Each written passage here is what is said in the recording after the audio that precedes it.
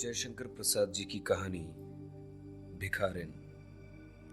कथावाचक निर्मल मिश्र।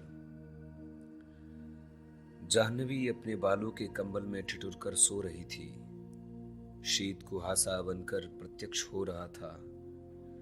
दो चार लाल धाराएं प्राची के क्षितिज में बहना चाहती थी। धार्मिक लोग स्नान करने के लिए आने लगे थे।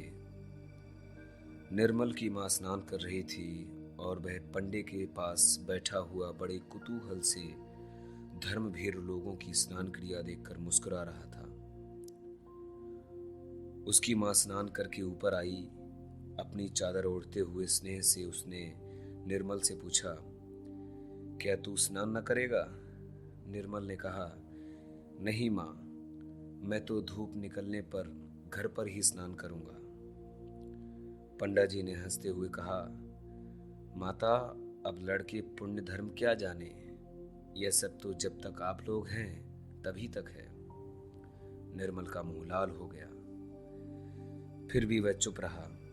उसकी मां संकल्प लेकर कुछ दान करने लगी। सहसा जैसे उजाला हो गया, एक धवल दांतों की श्रेणी अपना भोलापन बिखेर गई। कुछ हमको दे दो रानी मां। निर्मल ने देखा एक 14 बरस की भिखारिन भीख मांग रही है। पंडा जी झल्लाए। बीच ही में संकल्प अधूरा छोड़कर बोल उठे, चल हट। निर्मल ने कहा, मां, कुछ इसे भी दे दो। माता ने उधर देखा भी नहीं, परंतु निर्मल ने उस जीर्ण मलिन वसन में एक दरिद्र हृदय की हंसी को रोते हुए देखा। उस बालिका की आंखों में एक अधूरी कहानी थी।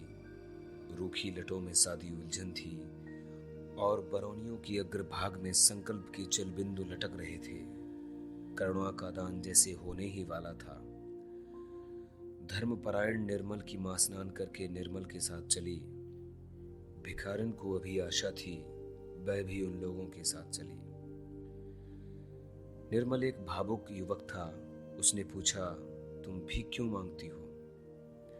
भिखारिन की पोटली के चावल फटे कपड़े के छिद्र से गिर रहे थे। उन्हें संभालते हुए उसने कहा, बाबूजी, पेट के लिए। निर्मल ने कहा, नौकरी क्यों नहीं करती? मां, इसे अपने यहां रख क्यों नहीं लेती हो? धनिया तो प्रायः आती भी नहीं। माता ने गंभीरता से कहा, रख लो। कौन जाती है, कैसी है, जाना न सुना, बस रख लो। निर्मल ने कहा, मां, दरिद्रों की तो एक ही जाति होती है। मां झल्ला उठी और भिखारिन लौट चली। निर्मल ने देखा जैसे उमड़ी हुई मेघमाला बिना बरसे हुई लौट गई। उसका जी कचोट उठा, विवश था। माता के साथ चल पड़ा। सुनेरी निर्धन के धनराम, सुनेरी भैरवी के स्वर पवन में आंदोलन कर रहे थे। धूप गंगा के वक्ष पर उजली होकर नाच रही थी। भिखारिन पत्थर की सीढ़ियों पर सूर्य की ओर मुंह किए गुनगुना रही थी। निर्मल आज अपनी भाभी के संग स्नान करने के लिए आया है। गोद में अपने 4 बरस के भतीजी को लिए वह भी सीढ़ियों से उतरा। भाभी ने पूछा, निर्मल, आज क्या तुम भी पुण्य संचय करोगे? क्यों भाभी, जब तुम इस छोटे से बच्चे को इस सर्दी में नहला देना धर्म समझती हो, तो मैं ही क्यों इससे वंचित रह जाऊं? सहसा निर्मल चौंक उठा। उसने देखा बगल में वही भिखारिन बैठी गुनगुना रही है। निर्मल को देखते ही उसने कहा, बाबूजी, तुम्हारा बच्चा फले फूले, बहू का सुहाग बना रहे, आज तो मुझे कुछ मिले। निर्मल अप्रतिभ हो गया। उसकी भाभी हंसती हुई बोली, दूर पगली। भिखारिन सहम गई। उसके दांतों का भोलापन गंभीरता के पर्दे में छिप गया। वह चुप हो गई। निर्मल ने स्नान किया। सब ऊपर चलने के लिए प्रस्तुत थे। सहसा बादल हट गए। उन्हीं अमल धवल दांतों की श्रेणी में फिर याचना की, बाबूजी, कुछ मिलेगा? अरे, अभी बाबूजी का ब्याह नहीं हुआ। जब होगा तब तुझे न्योता देकर बुलावेंगे। तब तक संतोष करके बैठी रहे। भाभी ने हंसकर कहा, तुम लोग बड़ी निष्ठुर हो भाभी। उस दिन माँ से कहा कि इसे नौकर रख लो तो वह इसकी जाति पूछने लगी, और आज तुम भी हंसी ही कर रही हो। निर्मल की बात काटते हुए भिखारिन ने कहा, बहू जी, तुम्हें देखकर मैं तो यही जानती हूँ कि ब्याह हो गया है। मुझे कुछ न देने के लिए बहाना कर रही हो। मर पगली, बड़ी ढीठ है, भाभी ने कहा। भाभी, उस पर क्रोध न करो। वह क्या जाने, उसकी दृष्टि में सब अमीर और सुखी लोग विवाहित हैं। जाने दो, घर चलें? अच्छा चलो, आज माँ से कहकर इसे तुम्हारे लिए टहलनी रखवा दूं, कहकर भाभी हंस पड़ी।